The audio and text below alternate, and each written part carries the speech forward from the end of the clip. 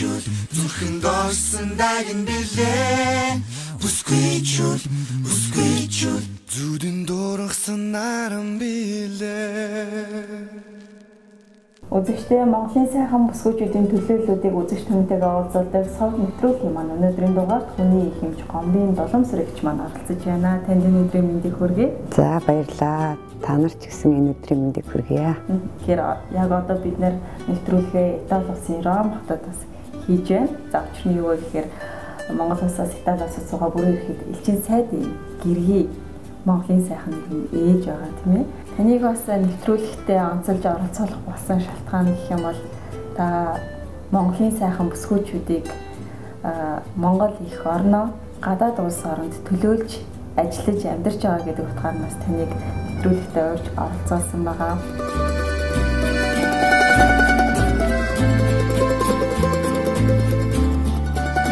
Амжилттай яваа эр хүний ард хүчирхэг эмэгтэй заавал байдаг гэдэг. Тэгвэл энгийн хэрнээ ханы жил үр хүүхдээ амжилт өөд хөтлөн гаргасан эрхэмсэг бүсгүйг Сувд нэвтрүүлгийн энэ удаагийн дугаарт өрн оролцууллаа. Гомбын Дуламсүрэн хэдийгээр хүний их хэмж мэрэгжилтэйч гэр бүлээ нэн тэргүүнд тавин Монгол эх орныхоо нэрийг хариулсад өргөж яваа нэгэн юм а. Нүдэнд харагдаж гарт баригдахгүй зүйл чинь хайр бол сэтгэлийн хөдөлгөөн, мэдрэмж юм шиг байгаа. Тэгэхээр залуучууд маань хайр сэтгэлээрээ гэр бүл болно шүү дээ. Хайраа ялгаж эх орноо, ээж аавыгаа хань ижил үр хүүхдээ яг өөрсдийнх нь хайрцагт нь бэлхүүлж хайрлах хэрэгтэй хэмээн үргэлж бусдыг гэр бүлээ хайрлахыг залуустаа захиж байсан юм ба. Монгол их орноос гараад дипломат хүний гэргий болоод харь орныг зарж исэн түүхээс тань яриагаа хоёулаа хэлээ. 1993 оны 7 сарын 31-нд анх удаа нөхөр маань Лондонд томилолт аваад тэгээд Лондонг зорьсон. Тэгтээ тэр Лондонг зорьсон түүх маань бол бас их сонирхолтой. Тэр үед яг зах зээлийн нийгмийн үе эхэлсэн байсан. Тэгээд манай улс маань мөнгө төгрөг муутай байсан. Тэгээд манайх бол газраар Улаанбаатараас Лондон хүртэл явсан айл. Москва хүртэл 2 хүүхэдтэйгээ гэрийнхээ жоохон юмыг аваад ингээд 5 хоног аялаад Москвад очиж 1 хоноод маргаашд нь эргээд Чех руу, Праг руу бас хурдан галт эргээр 2 хоног яваад Праг дээр очиж элчин сайдын яам дээр 4 хоног байрлаж тэндээ цайнаас Лондонгийнхаа визийг аваад цаашаага усан онгоцоор Брюсселээр дайраад явж исэн тийм түүхтэй. Тэгээ явж байхдаа их азтай зүйл маань бол тэр үеийн одоо Ахмад дипломатч элчин сайд очир олгоогүй байсан. Тэрний гэргий Бадзар хандагчтай замдаа тааралдаад бэлэг дээрээ суугаад тэгээд Лондонд хамт буусан. Тэгээд Лондонд очиод одоо элчин сайдын яамд одоо анх удаагийн томилолтоор ирж гин. Тэгээд элчин сайдын яамд ажиллаж үзээгүй. Тэгээд Базар хандагчээсээ гуйсалда одоо ингээд элчин сайдын яамд ажиллах чи ямар хуу дэгж аягтай байдгийн, гадаад оронд ямар хуу ахын, ямар одоо би яаж явж явахын протокол нь одоо юу гэдгийг энэ талаар одоо та биднэрт нэг хэлж өгөөч гэд Базар хандагч маань 3 ороо тэр элчин сайдын яамны бүхэл хүүхнүүдэд одоо дипломат хүний гэргий ямар байх ёстой юм бэ? Ер нь Монгол эмэгтэй хүн ямар байх ёстой юм? Гадаадд хүн хэрхэн бие авч явах юм? Хүлээ авалтанд яаж орох юм? Одоо адгийн наадсах нь л одоо хүнд цай хоол өгтөө хүртэл яаж өгөх юм? Хутга сэрээгээ ханаа яаж тавих юм гэл эхэлж бүгдийг хэлж игэл бид нар чинь бүр ингээл дэвтэр дээрээ бичиж аваад тийм итгэвтэй. Тэрнийхээ ч хүчинд одоо анхныхаа ажлыг авсан. Мэдээж хэрэг нөхрөө дагаад ирсэн би хэдийгээр их хэмж мэрэгжилтэй анагаахын дэдэг төгсөн тийм хүн байсан боловч одоо тэмт чинь ямар тийм оронтой байх юм биш. Ерөөсөө л тэр нэг цөөхөн хідэн айлын аргын одоо гэр бүлүүд нь л тэр техникийн ажлыг хийх үүрэгтэй. Тэгээ өөргийнхээ дагав тэр үед одоо би нэг 30-аад настай байсан. Тийм болохоор намайг заа чи одоо хамгийн түрүү визитийн үйлчлэгч хийнэ гэж хэлсэн. Хамгийн анхны хүлээж авсан зочин маань бол одоо Монгол банкны хөрхи талигаач болсон Чулуунбатгой байсан. Тэгээд тэрнийг Швейцарын банкны хүнтэй уулзаад заа чи одоо ингээд анхныхаа цагийг хүнд оруулаад өгчих гэдгсэн. Тэгсэн чинь би одоо ингээд нэг орой айлбарт тэгээд одоо их нэртэй одоо манай монголчууд бол мэдэн дээ. Тэр үед бол одоо бид нар анх удаа л харж байгаа шүү дээ. Тэгээд тийм гоё гангар шаа заяанд одоо ингээд цайгаа бариад ингээд орохдоо миний гар ингээд чичигнээд айгаад орж байгаа байхгүй юу. Тэгсэн чинь тэр үед Чулуунбатгой маш сайхан хүн байсан. Өө мэдүү тайвшир чи юу дээрээс очиод тэр нэг миний цүнхийг аваад ирээ гэдэг. Тэгэл тэрийг оруулж игчээд ямар сайхан ууж ирсэн гэж санана. Тэгэл жишээ нь тийм жишээд тэгж ажлынхаа гараг эхэлж исэн. Элчин сайдын ам гэдэг маань бол ерөөсөө цөөхөн хамт олон. Тэгээд нэг шал өөр орчинд өртсөн улсууд бүгдээрээ нийлээд нэг гэр бүл болоод нэг хэдэн жил хамт амьдардаг. Тэгээд энэ хугацаанд бол одоо Лондон, Америк, Австрал, одоо ингээ Итали гэдэг энэ олон энэ дөрвөн орн Индонезитэй ингээ 5 газар суухад бол тодорхой хэмжээний хамт олонтой байсан. Тэгээд тэр улсуудтайгаа бол ерөөсөө бид хоёр бол бүгдтэй тийм ахан дүүс, найз нөхд их дотны харьцаатай.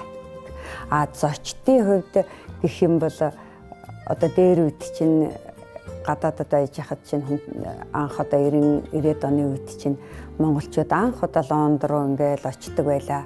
Тэр үед чинь монгол хүн хэзээ ирэх нь монгол хүн ирээсэй гэж их мөрөөддөг. Монгол хүн ирэхээр зэрэгэл өнөөдөр манайх шүү, өнөөдөр манайх шүү, өнөөдөр манайх шүү гэж ээлжлэл бүгдээрээ оролцгаадаг тийм байдаг байсан. Тэгвэл яг ер нь бол манай ээж бол ерөөсөө их олонтой хүн. Ээжийн маань тойрол ерөөсөө манайхаас ерөөсөө хүн салдгүй.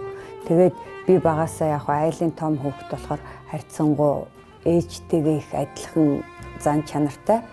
Хүн ороод ирэхэд ер нь ямар ч байсан тэр хүнд нэг аягны амсар зоолгохыг ижээ аваасаа одоо тэр хүмүүжлэг сурсан. Тэгээ хүн нэг дайлж ивэл би өөрөө тэрэндээ маш их баярлдаг. Хүн хоол бага идэл одоо нэг хүн тийм хөндийдөө зочин маань авах юм бол би энэ хүнийг яаж баярлуулах вэ гэж дандаа тэгж дотор боддог байхгүй юу. Тэгээд тэр нь одоо мэдгүй миний нэг хувийн зам баг. Тэгэл гэрт хичнээл олон хүн ирж ийн. Би тэрэнд бол ерөөсөө ч төгшөөдгөө маш их баярлдаг. Хамгийн гоё хоол хийгээд хамгийн сайхан сэтгэлдтэй л энэ хүмүүсийг байлгах юмсэл гэж боддгийг ер нь.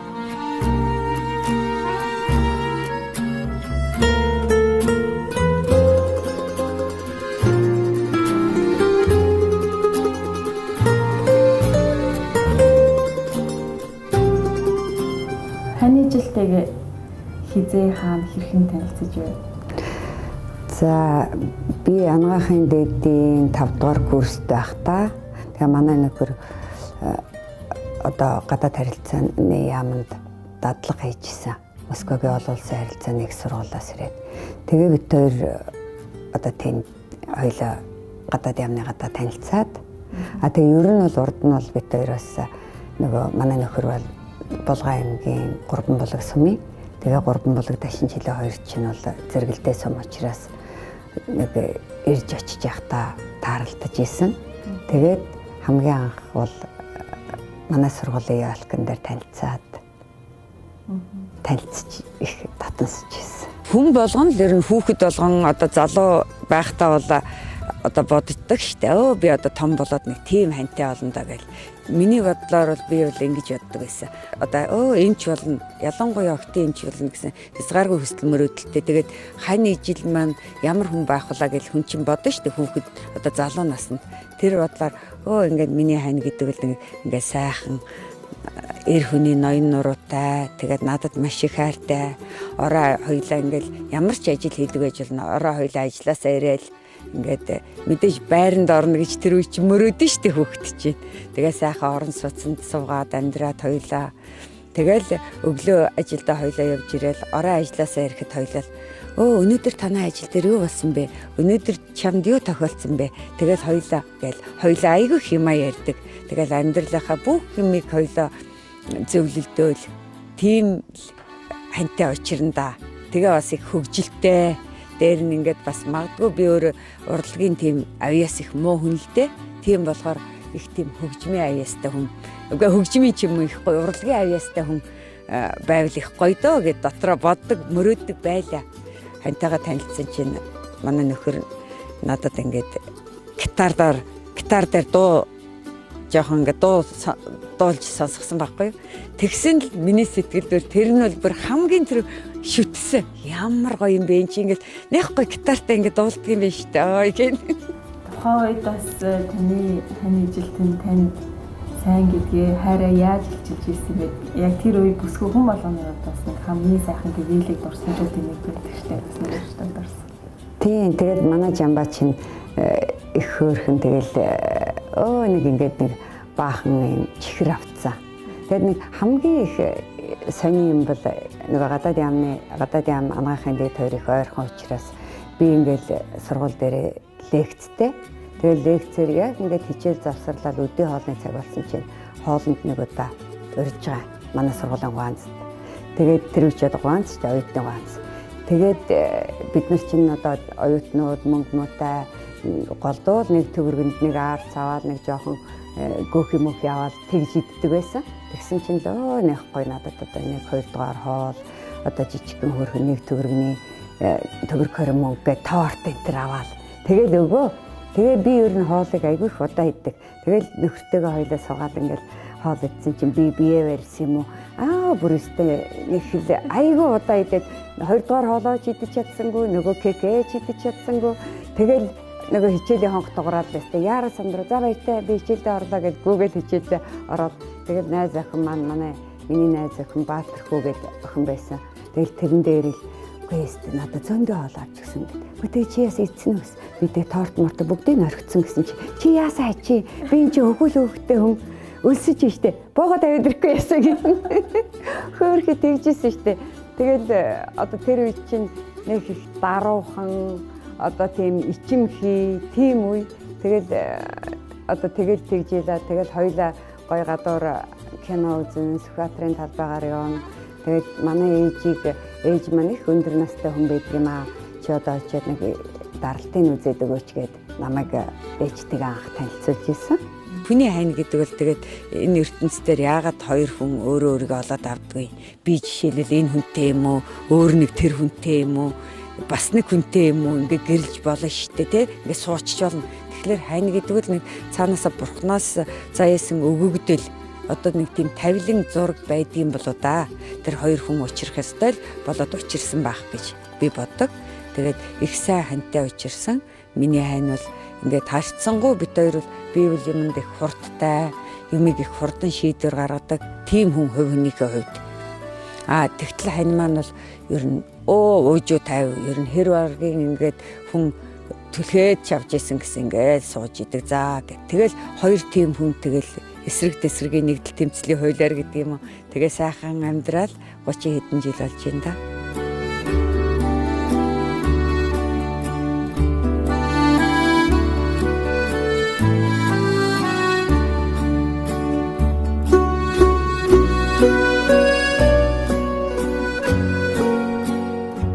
Миний хань дипломатын дээд одоо нөгөө цэргийн дээд хүсэл бол одоо генерал гэдэгтэй адилхан дипломатын дээд мөрөдлөл одоо онц үгэд бүр эрх дэлчин сайд шүү дээ. Тэгэхээр ханигаа тэр хүртэл нь ард нь ямар ч санаа зовхгүйгээр бүх юмыг амжуулж би хийндэ гэж боддог байсан. Хоёрдугаарт хоёр хүүхдээ би одоо өөрснийх нь хамгийн хүссэн сургуульд хамгийн топ хамгийн сайн сургуульд оруулахын төлөө энэ гурван төлөөл одоо өөрийгөө хоёрдугаарт ерөнхийдөө тавиал энэ гурван төлөөл явсан. Тэгээд яг бас амжилттай явна, амжилтандаа хүн бас баярлаж бахархах хэрэгтэй. Тэгээд нэг удаа харин яг охин маань надад хэлж ирсэн. Та бол үнэхээр сайн ээжээ. Тэгтээ сайн хүн ч гэсэн нэг бас нэг тал байдаг юм аа. Жишээлбэл та бол ингээд аав ах бид гурвыг бол ерөөсөө ингээд юу хэрэгтэйг ерөөсөө ингээд хэлэхдээ ингээд биелүүлдэг. Тэр чин зарим талаараа одоо ингээд жишээлбэл өөрөө ингээд дэлгүүрээсээ юм авчиг гэхлээр зэрэг чадахгүй юу влээ гэж эргэлздэг. Хамгийн түрүү ээжээс асуудаг юм билүү гэсэн бодол төрдөг болгоцсон байж та та. Бид гурыг жоохон бэлэмчилж сургасан байх шүү гэж хэлчихсэн. Тэгээд тэр бол миний охин их жоохон бахта дөнгөж 11 дугаар ангид төгсөөд үлээ 12 дугаар ангид төгсөхдөө хэлж ийсэн учраас тэр үеэс эхлээд би жоохон бас бодож эхэлсэн. ялангуяа хүү охин хоёроо бол ер нь аль болохоор жоохон биеийн даалгаж. Тэгээд хүүхдүүдээ ялангуяа хүүгээ хүнтэй танилцаад бэртэй болоод ирэнгүүтээ би бол хүүгээ ерөөсө бэр гэж өөрийн хайрлах, хамгаалах, хажуу тал биен байна. Тийм болохоор би хүүхдүүдийн амьдралд орохгүй тэгээд тэгээ ерөөсө тэр хүүдээ бол хүү бэр хоёрын амьдралд оролцдоггүй. Урд нь хүнтэй суухаас өмнө бол бараг л байсан. Одоо хаана явна гэж утастаал. Одоо чи хизээ ирэх гэж юм гэж бүх юмд нь оролцдог, зовдөг байсан. Одоо бол тэхээ байсан. Тэгээ миний хариуцлага тэгээ багассан л та.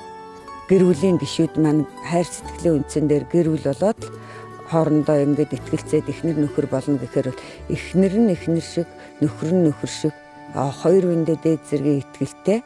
Тэгээ хоёр хүний аль нэг ямар нэгэн алдаа гаргахад нөгөөх нь бол тэрийг дээд зэргээр ухаарч ойлгож тэ. Тэгээд нөгөө нэг ухааны дээд нь одоо төвчээр амьдралын дээд нь бол хайр юмаа гэж нэг үг, их сайхан үг байдаг юм бэл. Тэгээд тэрийн үгийг бол би маш их боддог. Тэгээ ер нь бол хүн сайхан ухаантай юмыг их тайван уужуу тайван бодоод нэг нь уурлахад нөгөө нэг сайхан нам тайван, нэг ямар нэг зан гаргахад нөгөөх нь ингээд тайван байвал тэгэл гэр бүлийн харилцаа бол амар амгалан л байна. Залуу хүн чинь гэр бүл үүсгээл хамгийн түрүүл хүний бүр хамгийн анхаарах ёстой юм бол гэр бүлдээ л хамаг цагаа, хүүхдтэй л хамаг цагаа зориулах ёстой. Тэр чинь одоо сайхан мод дургуулыг гэх юм бол үрийн сайхан зөв суулгаад, зөв услаад, зөв тордохтой адилхан хамгийн чухал юм. Хүүхдтэй гэр бүлдээ хамгийн их цагаа зориулна. Мэдээч хэрэг тэгэл ямар хүүхдтэйгээ гэртээ суугаад байгаа үг гэсэн биш. Хүүхдтэйгээ сайхан одоо аялал зугаалганд явж болно, хөдөө гадаа амарч болно, одоо хүүхдтэйгээ спортын төрлөөр хичээлж болно, хүүхдтэй дугуйланд оруулна, одоо төрөл бүрийн юмнууд хэлбэрүүд байна шүү дээ. Тэгээ орчин цагт чинь бол одоо яг энэ интернетийн 90-100-ны үед бол миний нэг айдаг юм бол хүүхдүүд ерөөсөө гар утас одоо компьютер тэрнээс ерөөсөө бүр маш их хамааралтай болцсон санагддаг. Энэ дээр бол би бүр ёстой их эмзэгэлдэг. Ягаад гэхдээ энэ ганц манай Монголд биш дэлхийн нийтээр одоо жишээлбэл нэг айлд орох чинь нэг хүүхэд нь тэр ширээн дээрээ суугаал уцаад хараад суудсан, нөгөө талд нөгөөх нь тэр талд хүүхэд нь Google-дээ үзээл нэг iPad тавьсан ч гэдэг юм уу. Иймэрхүү. Энийг бол ерөөсөө аль нэг хэмжээгээр л өөрчлөгдөөсэй л гэж боддгийн. Гэхдээ нэг цаг үе нэрээд тэр тодорхой хэмжээнд өөрчлөгдөх байх. Тэгээ та Монгол гэргийн хүний хувьд те хүний эхнэр хүн, ээж хүн ямар байх ёстой гэж боддгийн. Бас өөрөө бодож явдаг зүйлээрээ бас үлгэрлэхийг хичээдэг баг тийм ээ. Тий. За ер нь яг хөө миний бодлоор бол одоо гэр бүл болно гэдэг чинь хоёр хүн хайр сэтгэлтэй болоод тэгээд хоёулаа хоорондоо дасаад тэгээ хоорондоо зөвшөөрсөн тэгээд нэг гэр бүл болно. За мэдээч хэрэг гэр бүл болсны дараагаар бол одоо шал хоёр өөр орчинд өссөн хүн нэг гэрт ороод ингээд амьдрал үүсгэхээр бол одоо ингээд тодорхой хэмжээний үе шатад ямар нэгэн зөрчил гарч эхэлнэ гэж тэр үл ерөөсөө хүн болгонд байдаг зүйл.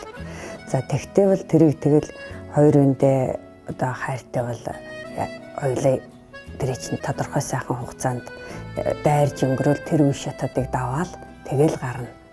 Тэгтээ яг хуу эхнэр хүний гэр бүлийн гишүүн болгон бол одоо хайр байлаа гэхэд давхар хариуцлагатай байх ёстой л гэж би боддог ер нь хувьдаа. Ягаад гэвэл нөхөр нь нөхөр шиг нөхөр эхнэр нь эхнэр шиг эхнэр, хүүхэд нь хүүхэд шиг хүүхэд. Хүн болгон хариуцлагатай гэр бүлдээ. Хайр сэтгэлийнхээ төлөө бас хариуцлага давхар явах ёстой л гэж би бол боддог. Өр хүүхдээ бол хамгийн их анхаарал тавьж маш багаас нь бүх төрлийн авьяас энэ дээд зэргээр нээж өгөөд одоо хамгийн дээд боловсролыг эзэмшүүлж дээр нь хүн чанар гэдэг юмыг л хүүхдүүдтэй хамгийн сайн эзэмшүүлэх хэрэгтэй. Жишээлбэл би хүүхдүүдтэй бол тэгдэг. Хүний амьдрал бол агуу, амьдрал баян штэ. Тэгэхээр амьдралд бол өдөө төдий юм тохиолдно. Баярлах, униглах, хүнтэй маргах, өдөө төдий асуудал тохиолдно. Тийм асуудал тохиолдож яхад хүн чамд муухай зан гаргаж болно. Тэгтээ чи тэрний оронд чи л сайхан байж. Хүн тэнэг зан гаргаж болно. Тэгвэл чи сайхан байж. Ерөөсө тэрнтэй тэрийг л дандаа бодож яваарай гэж хоёр хүүхдээ би байнга цагтдаг.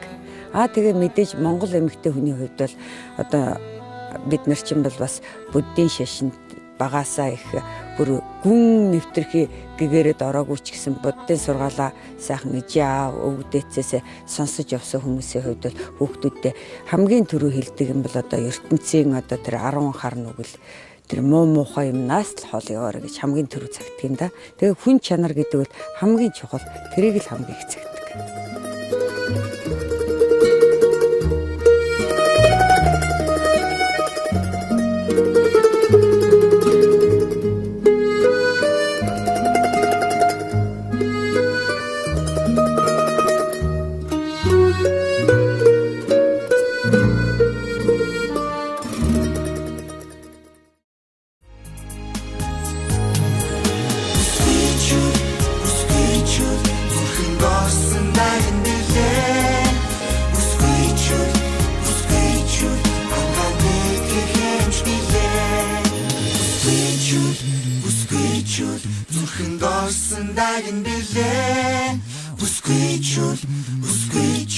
Зүудэн дургсан наран билээ.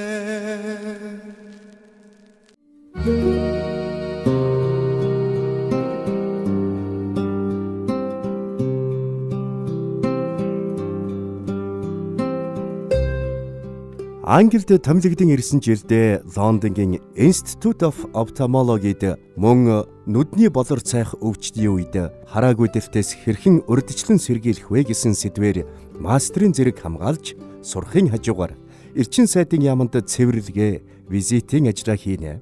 Гэр бүлээ халамжлан хүний хэмч нүдний болор цайх өвчнөөс сэргийлэх нь сэдвээр мастрын зэрэг хамгаалсан ч мэрэгжлээрээ ажиллаж байгаагүй нь дипломат хүний гэргий болгонд тулгардаг асуудлын нэг хэмээн тайлбарлаж байлаа.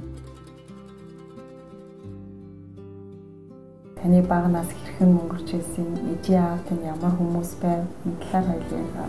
За тэгээ. За би бол Булган аймгийн Баяннуур суманд төрсөн. Тэгтээ манай аав бол одоо Хоршоо гомб гэдэг нэртэй. Тэгээд хоршооны дарга хүн байсан. Тэгээд Булган аймгийн Баяннуур сумаас намайг 4 настай байхад Дашинчилэн сум руу шилжээд тэгээд тэнд очиж ажиллаад хоршоо даргаар олон жил бараг тэтгэврт гартлаа бүхэл насаараа шууд тэнд ажилласан. Тэгээ хүн болгон хоршоо дарга гэдэг тэгээд өндөр том биетэй, жоохон майгдуу хөлтэй. Тэгээд бас харьцангуй тэр үед ихэ тэр хүмүүс дотроо бол албан хаагч хүн цэрэгд явал одоо нэгтэнгийн курсэд суугаал мэрэгжил эзэмсэн өөр тийм нарийн мэрэгжил эзэмшээг өмөртлөө амьдралын маш их хар ухаантай одоо хүүхдүүд бидэндээ бол ерөөсөө маш их сайхан юмыг зааж өгдөг тийм хүн байсан л да. Тэгээ миний аав маань бол одоо бидний мэдхээр манай сумын сум Баяннуур, Дашинчилэн тэгээ тэр баригадуудын бүх хүмүүс ирж аавар маань өргөдөл бичүүлдэг. Тэр үед тэгэл өргөдлөө бичүүлээл одоо би хажууд нь ингээд зогсож яхан бол бид нарт чинь чихэр аваарай гэж 5 төгрөг аваалгдаг, 10 төгрөг аваалгдаг. Нэг тийм аавар өргөдөл бичүүлэх хүн ирээсэ гэж боддог. Тийм хөвгөлтэй, тийм сайхан аав маань бол тийм хүн байсан. Миний ээжийг бол одоо Эргмаа гэдэг бас Булган аймгийн Хишүүндэр сумын уугуул одоо 88 настай тийм сайхан өндөр насалсан ээж маань байгаа. Сум нэгдэлт насаараа бичээч хийсэн тийм одоохор бол одоо компьютерийн мэргэжилтэн байна шүү дээ. Тэгээд их юмд их өөжөө сайхан ханддаг. Хүүхдүүдтэй бол ерөөсө хэр орогтой бол нэг өгүүлж аншаад байхгүй хараал өөрийнхөө байгдаа гэсэн байдалтай ханддаг тийм сайхан ухаалаг эмэгтэй байдаг. Тэгээ одоо яг энэ нэвтрүүлгийг миний ижи үзэж байгаа. Ижи маань одоо хичнээн Монголд байгаа ч гэсэн охин чи ингээд Италид байж гэн тандаа хязгааргүй хайртай. Тэгээд одоо охин чинь хичнээн хол байсан ч гэсэн ижи аав маань бол зүрх сэтгэлд үргэлжил өдөр болгон хамтдаа зүс царайн хамтдаа ижи аав маань хамтдаа тийм л байдгийн. Тэгэл ээжтэй хайртай шүү гэд хэлье. Таныг анх яг таны жилтэй хайр уусаа томилолт аваад их орноосоо бас олон жил хол байхаар явхад ижээ аавтын танд юу захиж ирсэн. Мэдээж яг хайртай дотны хүмүүс нь хол олон жил байна гэхээр хүн болгон захиас үгээр хилдэг араас нь санааж ирдэг шүү дээ. Тэр хантайгаа суугаад анх одоо би амгаахын дэдийн 6 дугаар курсын оюутан байлаа. Тэгээ нөхөр маань гадаад яамд ажиллаж байсан хоёлаа одоо манай нөхрийн хамаатны одоо хайлаастад нэг тийм 5 хантай гэр бариад гал голомтой бадрааж исэн.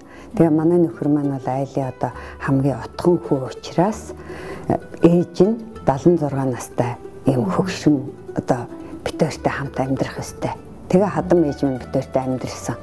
Бит хоёрын 2 хүүхдийг өсгөж өгсөн. Манай хадам ээж бол бас маш ухаантай. Би одоо өөрөөр хэлбэл 23 настай хантайгаа суусан гэхэр чинь гэртээ бол одоо нэг сургуульд 16 хүртлээр байгаа л тэгэл дээд сургуульд ороод 10 жилийн сургуульд ороод ингээд гэрээсээ явцсан.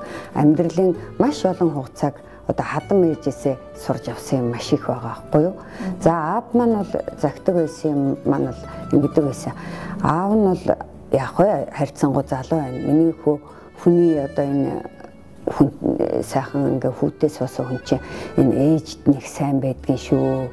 Хүнийг гомдовоо. Яагаад гэвэл одоо хүнд одоо хүн чинь арай жоохон илүү юм шиг байж ич өөрийн ээж аавдаа тэргүй хайртай. Тэгэхээр хүний хүнд арай илүү юм шиг л хандаад гараа. Тэгэх юм бол тэр чинь тэнцдгийн шүү миний хөө гэд аав маань хөрхи тэгж хэлж ирсэн. Тэгэл хадам ээж маань бол надад юу зааж сургасан бэ гэхээр ерөөсөө манай хадам ээж бол дээд зэргийн бурханлаг тэр хүний зан чанар бол надад одоо маш их үлдсэн. Миний ээж аав бол яг социализмын үеийн албан хаагч болсод шашин гэж шүтдэггүй байлаа. Одоо тэр үед чинь тэр 20-тай үе байсан. Тэгтэл бол би хадам ээжээсээ л энэ бурхан шашин энэ шашны сургаал их болсон зүйлийн одоо хамаг амьтны амар амгалангийн төлөө залбирч гараа. Ганц өөрийгөө битгий бодж гараа. Хов ярьж болдгоо шүү. Гэл энийг бол одоо хоёр ээжээсээ л сурсан. Тэр шашинлаг одоо тал нь бол одоо илүү их тэр сайхан гэгэрсэн хадам ээжээсээ сурсан да.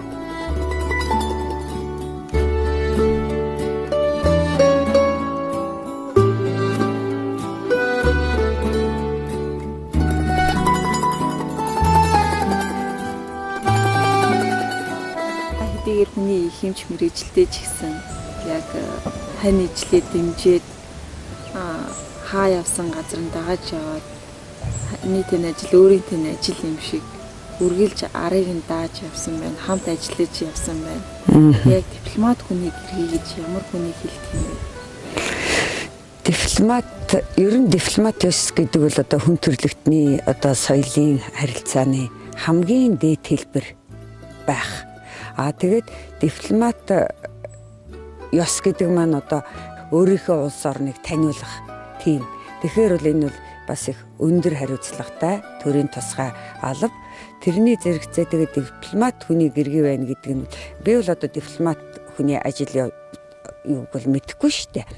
Зүгээр энэ хүний гэргий байж хажууд нь одоо 30 хэдэн жил ингээ танилж хамт ингээ амьдралынхаа талаас илүү хугацааг гадаад орнуудаар өөр орнуудаар ингээд өнгөрөөсний хувьд бол дипломат хүний гэргий бол хамгийн төлөө одоо маш өндөр мэдрэмжтэй байх хэрэгтэй.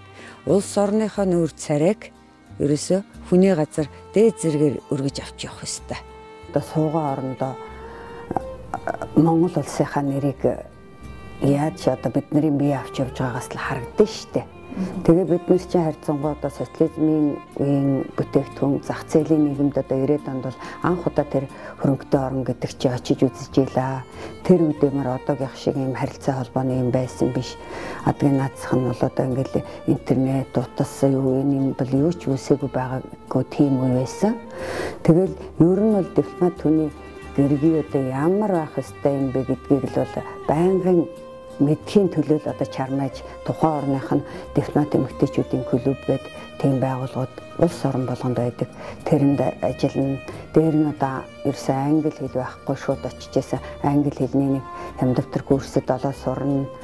Дээр нь элчин сайдынхаа яамд ажиллаа хийн. 2 хүүхдийн хичээлийг давтуулна.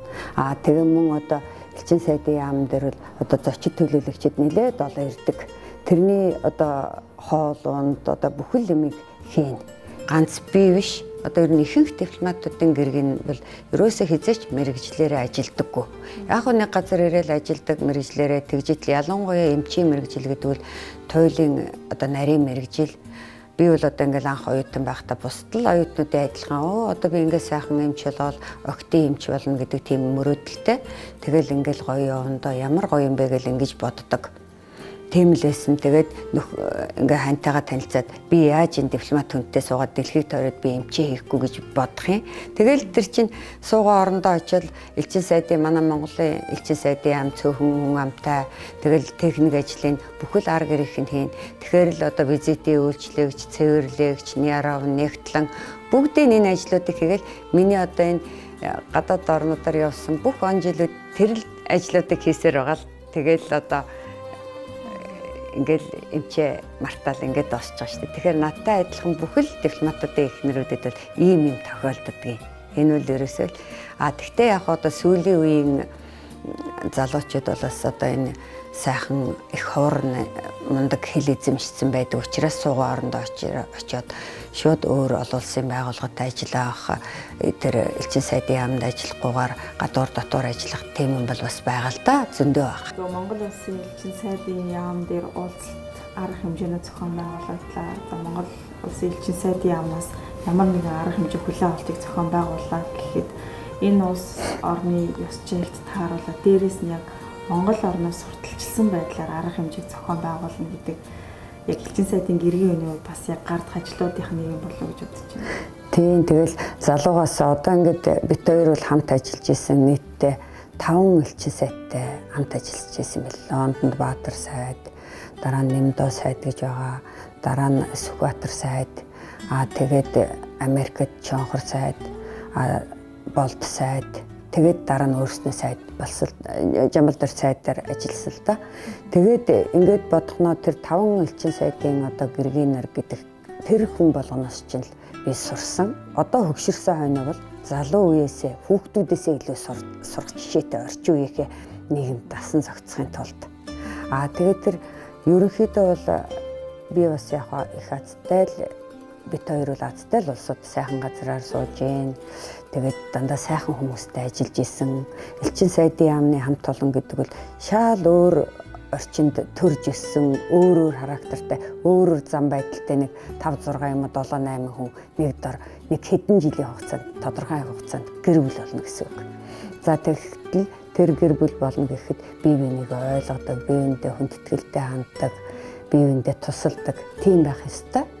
Тэгээд би бол жишээ нь тэр Лондонд бол манай Баатар сайдын гэрээ цэрэн жаргал гэдэг хүн байсан. Тэрнээс бол одоо маш их юм сурсан. За дараа нь манай навчигч гээд тэр дипломат өөрөө дипломат хүн байсан. Нэмдөө сайдын гэргээд тэр хүнээс бол маш их одоо энэ хүлээн авалтын өдий төдий одоо яаж л одоо энэ ёслол болохтой жишээ нь хоолыг юутай зохицуулах уу гэдгийг бол навчигчээс илүү сурсан. За дараа нь Америкт очиход бол манай Чонхор сайдын гэргээгээд маяг жаргал гээд маш боловсралтай, урлагийн хүн, тэгээ их өндөр мэдлэгтэй, ялангуяа утга зохиол маш их сонирхон. Тэр ихчээсээ бол би одоо тэр утга зохиол, урлаг тэр талын юмыг одоо ингээл хамт суухад маш их гоё юм ярина. Одоо гэрт нэг ингээ ороо суухад гоё зохиол хүртлөө уншаад өгнө. Тэгээ тэрийг одоо бас их сурсан. Дараа нь манай Болд сайдын гэргийн оюун гэдэг бид нар бас найзууд тэгээд оюунаасаа бол одоо ерөөсөө тийм манай оюун бол одоо Орос школтой. Би оюунаасаа бол бас ингээл одоо хоолыг яаж хүнд тааруулж хийх вэ? Нэг ширхэгч юмыг ингэж илүү хаяггүйгээр улсын одоо хүлээн авалт хийдэг ш. Та нар улсын зардлаар ингэж чинь ястас хийгээд ингээд нэг тийм маш гоё тийм юмыг чамин ингээд хэмжээтэй таарсан хийх тэрийг л одоо сурсан. Тэгээд одоо ч гэсэн л ингээд орчин үеийнхээ залуучуудаас ингээд сураал явж байгаа. Тэгвэл энэ бүгдийг зохицуулаад 4 жил өнгөрөөл нутаг уцах болдог. Тэгээ миний бодлоор л ер нь дипломат хүнд бол анхны ингээд томилтоо аваад одоо нэг шинэ газар очих, томилтоо дуусаад эх орондоо буцах хоёр л нэг тийм сайхан сэтгэл догтлсон мөчүүд байдаг. Яг гэвэл тэр хооронд чинь одоо 4 жил чинь хүний газар эхлээ шинэ газар ирээд соёлын сурна, хэлийн сурна, одоо бүх юмыг сурна. Тэгчгээд гэртээ харих гэхээр нэг орон гэрээ ах дүүгээ аав ээжигээ сансан байдаг. Тэр бас их сэтгэл хөдлөсөн мөч идэг.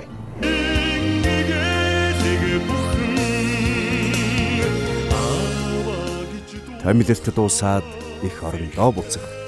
Гэр бүлтэйгээ уулзах хамгийн сайхан. Гэвч албан томилолт авсан бол хах цалгууныг бүгдийг төвчиж өнгөрөөх нь мөн л дипломат алба. Түүний гэр бүлийн туулах хатуу даваа байлаа.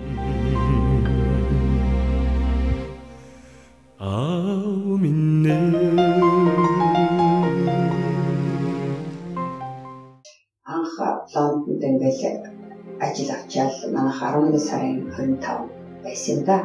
Тэгээд нэг орой гэртээ житэл жамбаа маань 5 цагийн гэртээ ороод ирсэн. Өөрөндөө сонгуулаас очираад хичээлийн хэлгээд орой хоолой бэлтгэж байжсэн чинь. Тэгтэл жамбаа би бодохгүй би ч одоо энэ жамбалд орчих чинь 6 цаг тэр гэртээ орж ирдэг хүн юу болоод 5 цагт ороод ирнэ. Яасан бол гэж бодсон чинь жоох уран цагт байсан. Сайж ороод ирчих. Гэсэн чинь тэр хүн хүн ч одоо юу гэж бодсон гэвэл за би ч одоо өөрийнхөө зөвшөлт талбай дотоод зүйлсийн ажиллаа муу хийсэн эсвэл одоо хань нөхрийнхээ нэг одоо хань нөхрийнхээ сэвсэг тийм буруу юу хийсэн бол одоо яана гэх. Тэр гоорон дээр манай Кенсингтон гарден гэх манай хичээлийн яамаа Кенсингтон гарден гэж бас Кенсингтон корт 7-8 хөрс тастай талнаа их юу талын хичээсэй. Нэг сайдын бүгд авсан баатар сайд их сайхан ойжоо бас их ухаалаг нь л дээ. За Дуламсүрэн чи биш сууч.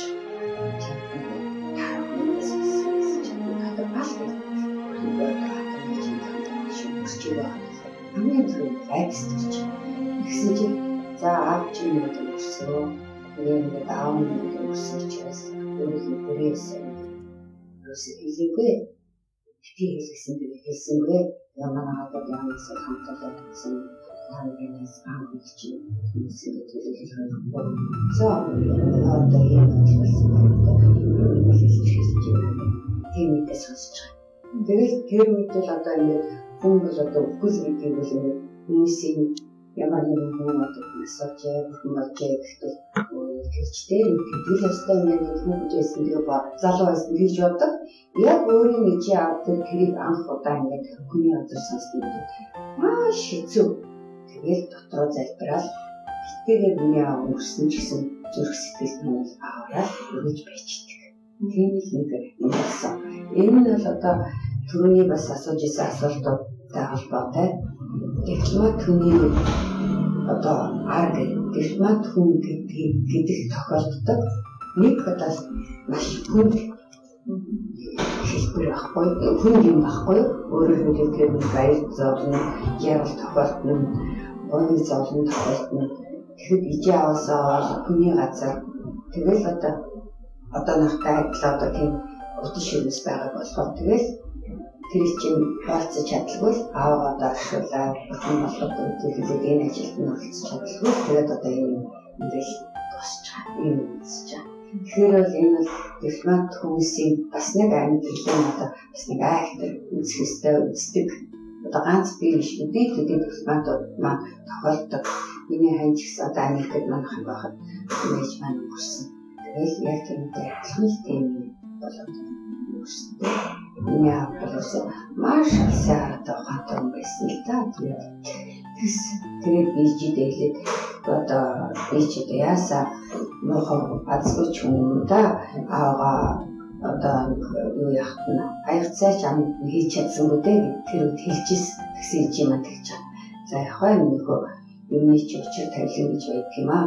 Яг тэр хол алс олон англи улсад байгаа миний охин байдгаа хажууд нь агаад дүүчин амт аягцаа хийж чадаагүй тэр үед унаасаа тэгэхээр зураг тавилан бахаа гэж хэлжсэн. Тийм байдаг юм байлээ. Тэгэл одоо нэмэлттэй холбоотой хэлээс юм бодоод хэлэхэд энэ цаашдаа залуу хүмүүсийн дүүнэртаа өөрийнхөө хүмүүстэй гэдэг. Тэр залуу хүмүүстэй хэлэхэд бол ижээ аав гэдэг юм хэлсэн. Их орон ижээ аав гэдэг нь ийм үргэлж хайрлаж үргэлж мөн биш шүү гэдгийг ялангуяа яавал бодож байгаарэ. Захимаар санаж идэв. Миний сэтгэлд ингээд аавын хэлсэн олон сайхан үгс хоногшоод үлдчихсэн эргүүлээд тэрүүгээрээ бас өөрийнхөө амьдралын философи болгоод үр хөвгтөө хүмүүжүүлэхдээ бас энэ сайхан үгнүүдийг хэлээд явж байгаа нь бас эргээд аавгаа эргээд дурсахад бас их сайхан сэтгэлтэй нь үе байсан. Оо тэгэлгүй яах вэ? Миний аав одоо миний ижи аав маань бол одоо 95 онд ингээ бурхан бол 93 онд бурхан болсон гэж би хэлж ийсэн.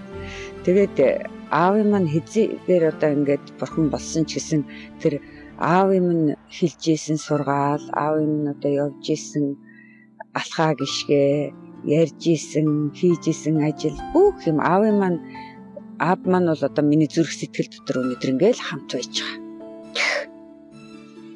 Та хүний тэр хайр газар байж хаад аавын хүмүүс гэж хэлж ийсэн. Аавгаа уулзаж чадаад. Тий. Энэ үнэхээр хатуу юм тийм ээ? Тий. Хэрвээ та уулзаж амжсан бол ямар үгийг аавдаа байх байсан бэ? Миний аав бол бүхэл насаараа тэр сумын хоршооны дарга хүн байсан гэж хэлж ийсэн.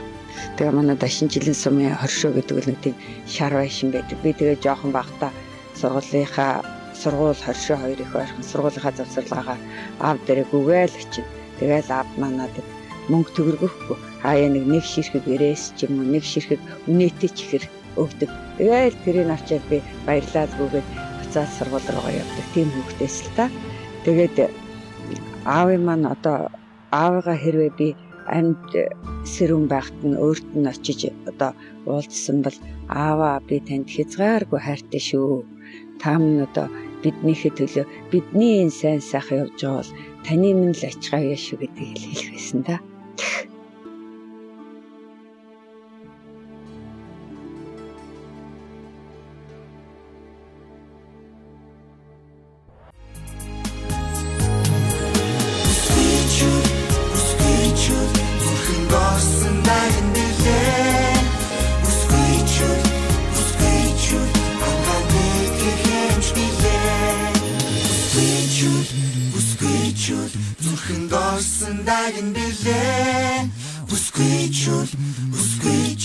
Зүудэн дургасан наран билээ.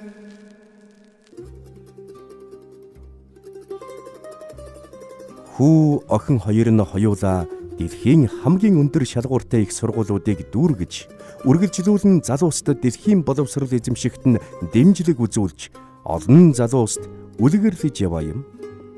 Түүнийхүү маргад 2015 онд гольфийн улсын аварга шалгаруулах тэмцээний хендикап төрөлд аваргаар шалгарч, гольфийн Riverside клубын талбайг дэлхийн стандартад нийцүүлэн тогтжуулахад гар бие оролцжээ.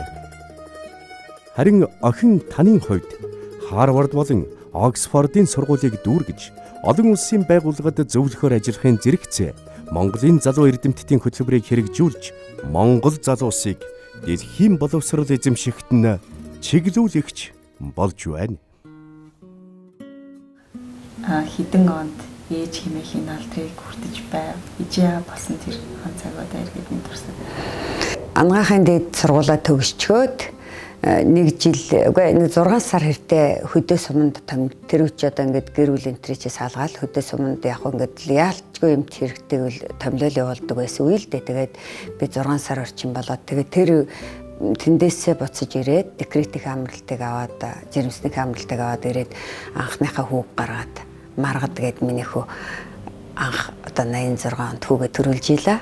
Тэгэл анхны хүүхдээ төрүүлэх тэр акшн бол одоо ээж болно гэдэг ингээл харсан. Нэ хөөрхөн цаав цагаан юм хөөрхөн хүүхэд гэнч одоо хинтээ адилах юм бэ гэл ингээд харсан. Яг аавтайгаа адилах юм монхордоо хамартай юм бүлцгэрдөө нүдтэй цагаан хүүхэд тэгэл ямар хөөрх юм бэ гэл тэгэл анхны хүүхэд гэдэг л хүнд хязгааргүй их баяр баясгал авчирна. Түүнээс хойш 2 жилийн дараа 2 жил 6 сарын дараа охиноо төрүүлсэн.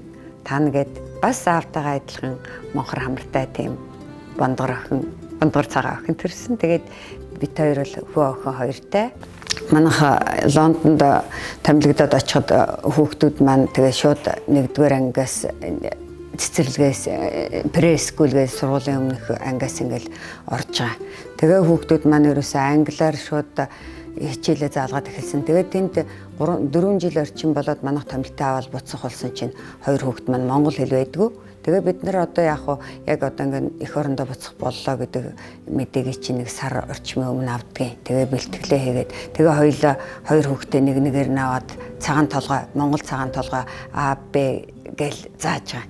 Тэгээ зааж эхэлж итэл чинь би охиноо аваад жамбаа болохоор хүүг аваад хоёлаа ингээд зааж байгаа.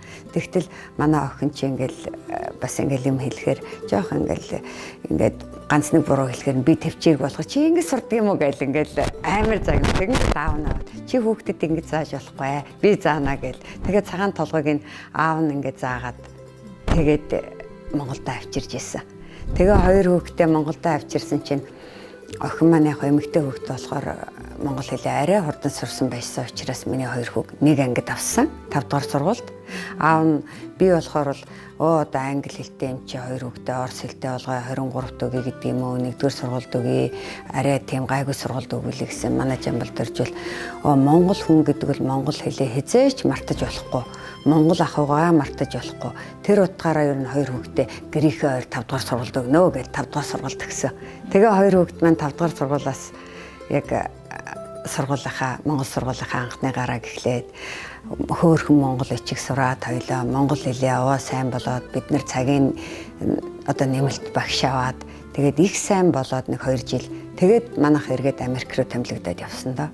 Миний хүү маргад бол одоо Америкт Жоржтауны их сургуульд улс төр гадаад харилцаа гэсэн тийм чиглэлээр суралцж чаад манайхыг Австрали руу нүүдэх жил бид 2 хүүгээ өөрсөн дээрээ татаад тэгээ хүү маань бидэн дээр хамт амьдарч очиод тэнд Австралийн үндэсний их сургуулийн мэргэжлээ өөрчлөөд гадаад харилцаа, цэвэр гадаад харилцаа улс төр биш тийм чиглэлээр сурсан.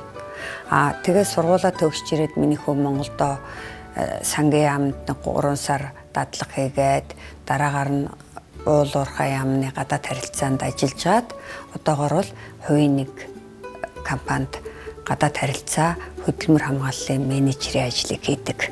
Мөн миний хүүгийн нэг бас нэг давхар ажил нь бол их гольф тоглох дуртай. Гольф аавшиг юм гольф тоглох хоббитэй. Тэр нь бол одоо маш гол хобби. Тэгээд чөлөө цагаараа бол ер нь гольф тоглолоод тэгжиж их сайхан одоо альчаалаа тайлдаг юм шиг байгаа. Тэгээд нодлон 2 жилийн өмнө юм байна. 2 жилийн өмнө Монголын гольфын улсын аврах шалгаруулах тэмцээнд нэг аль төрлөөр нь үлээдээ тийм 1-р эзлээд бас ээжигээ баярлуулж ирсэн. Энэ бол би бахархаж ирсэн. Яг тэгвэл эхлээд би тэр сонгины гольфын талбай дээр очиход ер нь эхний байдал сүүлд нь тэр жил гарны дараа очиод тэр тогтчсны дараа очих 2 бол ерөөсөө шал өдөр шөн шиг өөр байсан болохоор энэ одоо ийм сайхан ажил хийхэд миний хүү жил гарын энд ажиллахдаа миний хүүгийн хувь нэмэр тодорхой хувь нэмэр өчнөө орж те бас бүтээлттэй юм хийжтэй гэд баярлсан шүү ээж нь. Охин маань болохоор зэрэг Америкт Харвард их сургуулийг эдийн засаг зүйн судлаар төгсөөд бакалавра хийгээд Эротинтэй компанид 2 жил ажиллаад тэгээд тэрнийхээ дараагаар миний охин ирээд Монголдо яг говь дижээ бүр яг уурхайн талбай дээр би говийн ажилчтайгаа ажиллаж үзмээр байна гэдгсэн. Тэгээ би одоо миний охин чи тэр хөдөө гараад одоо дандаа юм багасаа ингээ явсан одоо ариун цэврээ юу ус цаснд орох энэ тэр одоо ер нь хөдөөний юу та яах вэ да ер нь амаргүй биш үү гэсэн чи үгүй би хөдөөний амьдрал үзэх хэвээр гэт тэгээ тэнд 2 жил ажилласан. Тэгээд тэнд 2 жил ажиллаж байхдаа миний хувьд ээжийнх нь нэг баярлдаг юм бол манай оюу толгойн залуучууд болохоор зэрэг 3-7 хоног ажиллаад 2-7 хоног амардаг тийм хуурилттай байсан байлээ.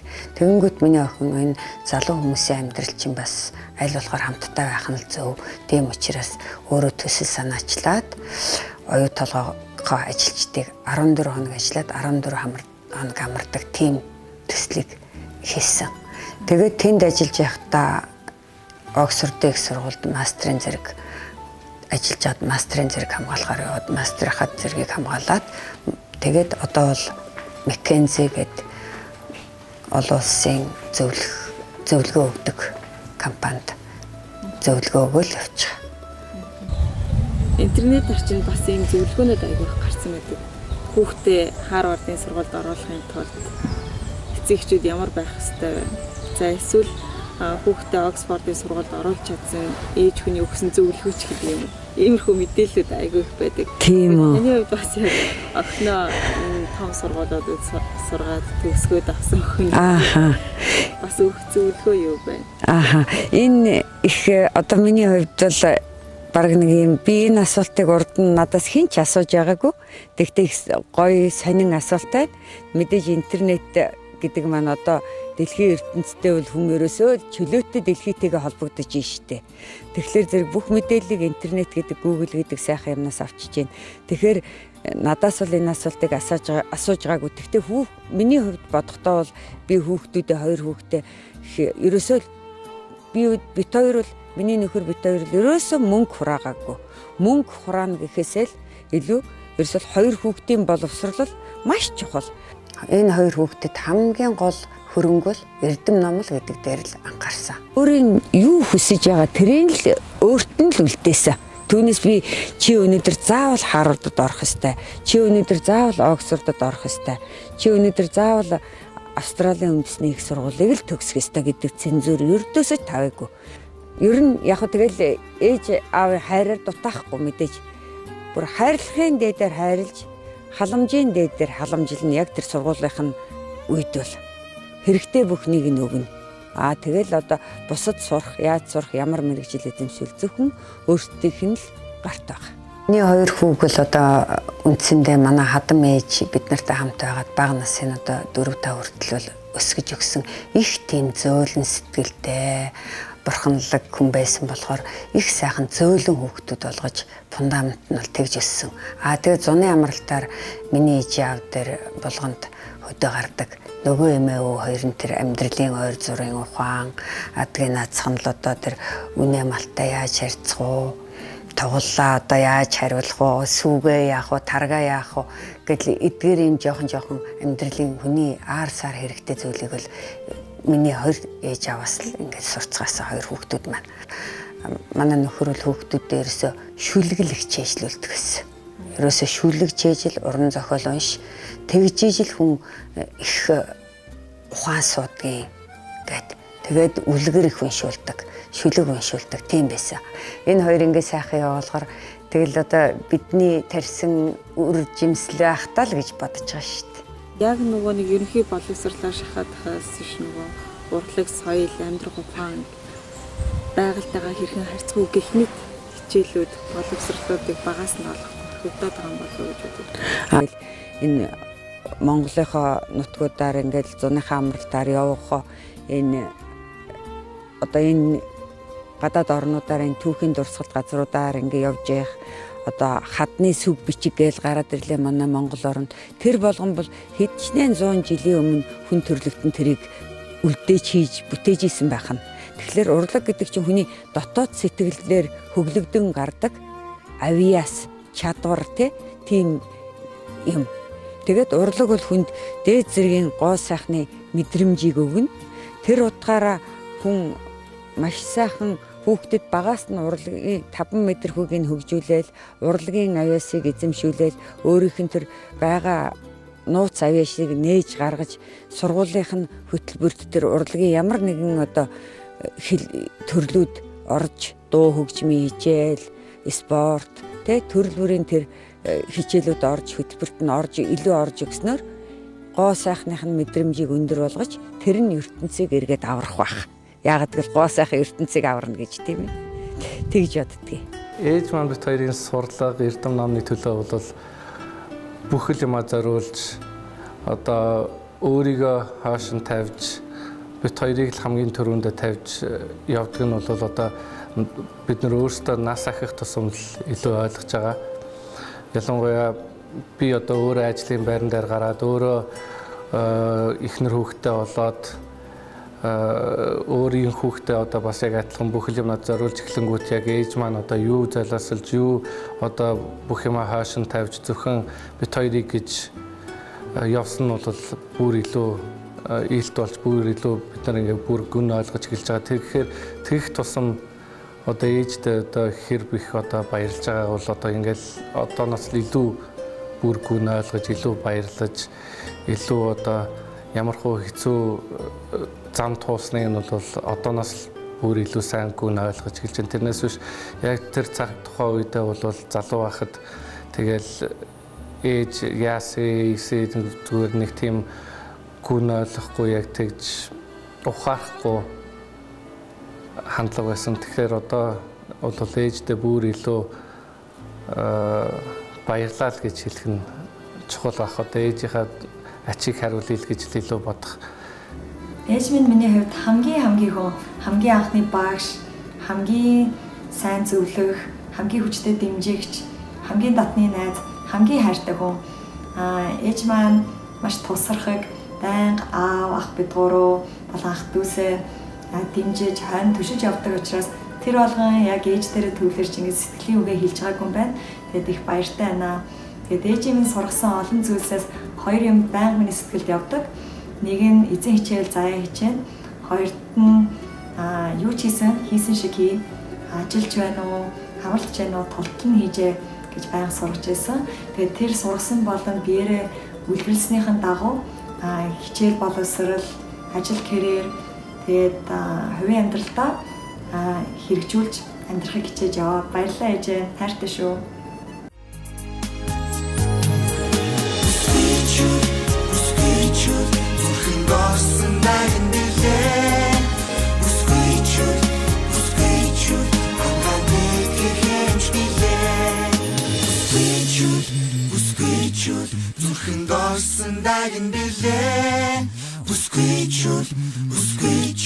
Зүудэн дургасан наран билээ.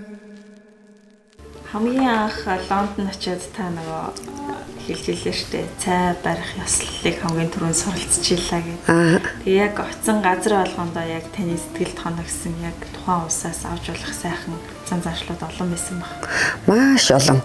За Лондон гэдэг бол нөгөө хаант засагтай, хаантай тэр одоо жайг ёс жайгдыг бол ерөөсөө өндөр их тэмцэмцгээр адаантай орон тэгээ одоо маш тийм эртний ёс жаншил ихтэй тийм болсон. Тэгээ цайны соёл бол Лондонд бүр илүү. Тэгтэл одоо Америк гээл тэгэхэд бол Америкчин арай одоо орчин үеийн тэгээд шинэ байгуулагдсан огшин Европоос өөр тэгээд арчлал илүү хөгжсөн. Тэгээ Австрал гэхэд Австрал бол бүхэл төрлийн үндэстэн тэр Австрал төвд очиж сууршиж тэр Австралийн ард түмнийг одоо бүрдүүлсэн болохоор тэдний одоо хооллох, унтлах, ёс жайг бие авч явахад бүх юм бас ялгаатай. Оронд ерөөсөө тийм бүгд нэг өөр онцлогтой байдаг. За Итали гэхэд тэгэл ингээд ирээд харахад бол бас нэг онцлогтой. Ягаад гэвэл миний бодлоор Италиуд бол тийм маш хөгжилтэй, аюу тийм манай монголчуудтай төстэй их гой хөөрөө, маш их яриа. За Итали хүн ярихтаа бол ингээл байнгын гар хуруугаа гоцойлгоод ингээл яриад ингээд зарим үед баг энэ хоёр хэрэлдэж инүүч гэмээр харагдахаар тийм их сэтгэлийн хөдөлгөөнтэй. Тэгсэн мөртлөө харьцангуй маш их гэр бүлсэг. Одоо ээж нь 90 настай, аав нь 92 3 таа хахад хүүхдүүд нь нэг хэсэг нь бол хамт амьдардаг. Тэгээ гэр бүлийн бизнесэнд бол маш их илүү хөгжсөн тийм газар. Тэрийг үл яг онцолж одоо харж ийн л да.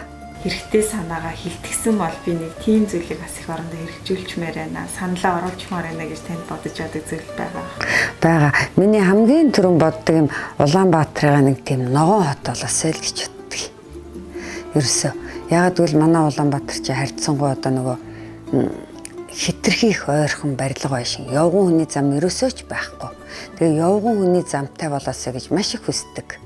Нэгдүгээр асуудал. Хоёрдугаар асуудал бол хот маань ногоон болоосэй. Ер нь болцооныхаа хэрээр гоё тийм саадтай. Одоо бол харин тэр нэг шинэ хүүхэд залуучуудын гоё цэцэрлэг байгаа штэ. Тэрэн шигээл одоо дүүргүүдэд одоо гэр хорооллуудад барилгууд, орон сууцнууд баригдлаа гэхэд тэрний донд заавал ногоон байгууламжийг оруулаасай. Тэр олон барилга байшинд амьдарч байгаа хүмүүс тэдний өр хүүхэд чинь ногоон тэр байгаль юугаа одоо бохирдлыг цэвэрлэх ганц юм чинь ногоон ургамал мод. Тэгэхээр Монголынхаа өөрийнхөө хөрсөн таарсан тийм тэсвэр хатуужилтай зөв модыг тариад цэцэрлэгийг л их хөгжүүлээсэй л гэсэн тийм бодол төрдөг.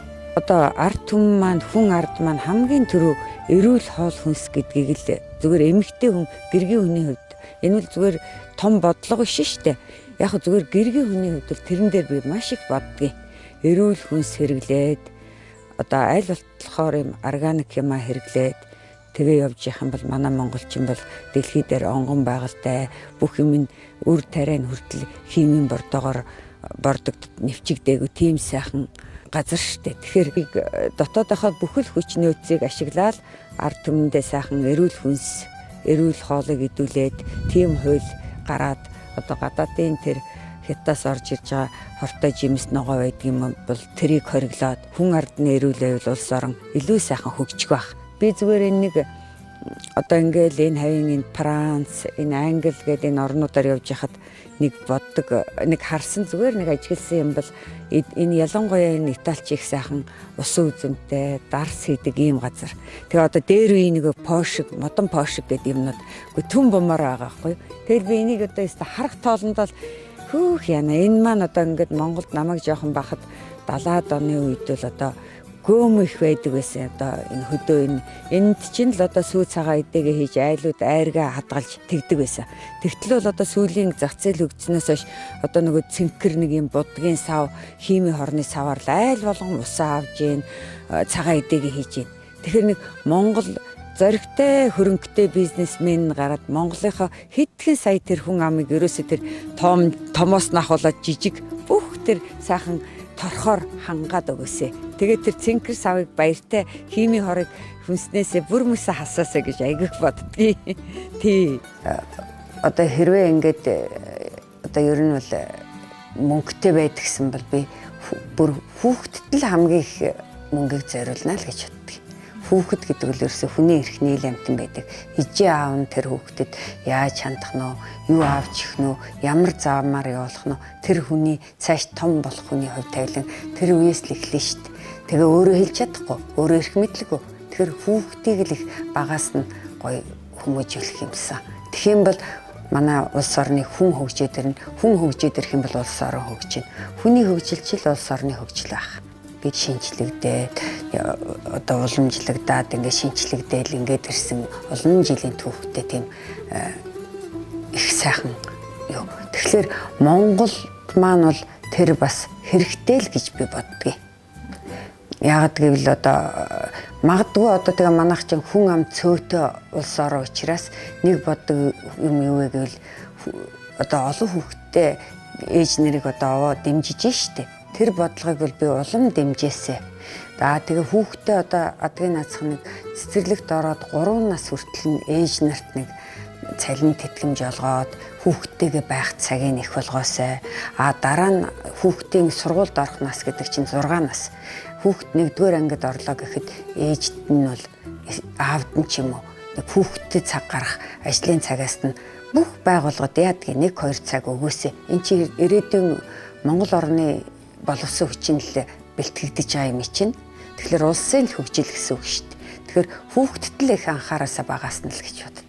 Хамаас нөгөө улс орнуудын аз жаргалын индексийн судалгаа гаргасан чинь Монгол улс нэлийн хойгоор 68 орны аз жаргалын индексийг харьцуулаад харсан 42 дугаар байранд орсон юм судалгаа гарсан байлээ. Тэгээд аз жаргалаараа тэргүүлж байгаа улс орнос ч дийлэнх нь Европын улс орнууд. Тэгээд та энэ ялгааг бас юунтай байгаа бол гэж бодож байна. Та өөрөө Монгол улсын иргэн хүн тэгээ Европын улс оронд амьдарч байгаа юм. Бутаныг бас дэлхийн хамгийн аз жаргалтай орн гэдэгдгийг. Тэгээд аз жаргал гэдэг чинь бол одоо тухайн хүн аз жаргалыг өөрөө яаж хүлээж авч байгаагаар тэ өөрөө миний аз жаргал одоо жишээ нь юу юм бэ? Аз жаргал гэж юу юм бэ? Өөрөө сэтгэл ханамжинд бүрэн байж ижил би аз жаргалтай байна гэж хэлнэ. Тэгвэл аз жаргал гэдэг чинь бас харьцангуй ойлголт. Одоо жишээлбэл сайхан хувцастай, сайхан хоолтой, ингээд сайхан газар байгаа, сайхан унаа тэрэгтэй, эд хөрөнгөтэй байх. Одоо энэ бүгд бол бас л хүний нэг аз жаргал. Тэрнээс хүн бол аз жаргалыг мэдэрнэ. Тэгвэл тэр үл одоо мөнхийн юм биш. Тэгэхээр миний бодлоор одоо жинхэнэ ад жаргал гэж юу вэ гэвэл хүний дотоод сэтгэлийн амар амгалан байх. Хүн бүр л өөрөө дотроо сайхан сэтгэлтэй, сайхан юм бодож, хүнээ хүндэлж, нэгнийг хайрлж тэгж явах юм бол тэгэл ад жаргал бол тэрний ад жаргалын үндэс нь л тэр. Хамгийн нэгдүгээр зүйл бол мэдээч хэрэг хүний гэр бүл. Одоо гэр бүл бол хүний ад жаргал. Айл гэр бүгдээрээ эрүүл сарвал элэг бүтэн хоорондоо эвтэй найртай байх юм бол тэр бол гэр бүлийн том ад жаргал. Бидний орлогыг хүлээн авч нэвтрүүлэлт маань оролцож бүсгүй хүн ямар байх хэвээр, гэргийн хүн ямар байх хэвээр, эмэгтэй хүний гоо сайхан мэдрэмжийн талаар сайхан яриа өрнөсөн танд баярлалаа. Энэ нэвтрүүлэгтээ урьж оролцуулсанд баярлалаа. Тэгээд танай энэ сүл телевизээр энэ Сувд гэдэг эмэгтэй хүний их сайхан гэгээлэг гоё нэвтрүүлэг гардаг. Энийг бол би бас амралтаараа очиод Монголд байх хугацаанд үзэж исэн үзэх дуртай. Тэгээд танай телевизийн хамт олонд хамгийн гол нь ажлын өндөр амжилт, эрүүл энх аз жаргал, тэгээ Монголын маань бүх айл гэр болгон эрүүл сарвал, элэг бүтэн, эв найрамдалтай улс орн маань улам сайхан дэвжиж хөгжөөсэй гэж ерөөдөө Өдөртөө Монголын сайхан Сувд шилжээ мэд үзэсгэлэн бүсгүйчүүдийг бидний амьдралын сайхан түүхийг олон сайхан сургамжтай үгсэг хүргэдэг Сувд нэвтрүүлгийн маань өнөөдрийн дугаар энд хүрээд өндөрлөж байна. Энэ удаагийн дугаар Итали улсад суугаа онц бөгөөд бүрэн ирэхэд элчин сайдын гэргий Монголынхаа нэг төрийг бас гадны олон улсад бас өргөж яваа. Гайхалтай бүсгүй хондын Дуламсүрэн гिच маань оролцлоо. Дараагийн дугаараар уулзлаа баяртай үзэгчдээ.